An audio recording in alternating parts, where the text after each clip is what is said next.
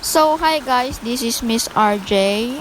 At so, ngayong araw ay maulan-ulan na panahon. At ayun, for the stay ang person sa kanyang home. Bawal gumala kasi maulan.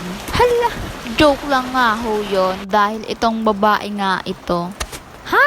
Hindi naman nga ho ito nagala. Stay at you lang. Yee. At ngayong araw nga ho ay gagawa tayo ng video. Kaya nga ho, nagasalapid-salapid na ang babae na yarn. O, nagatirintas ba ng kanyang hair? Hairs kasi madami siya. Hala! With S, kasi sa'yo lang ako. Apakatagal naman magtirintas ng babae na to. Wala na akong masabi.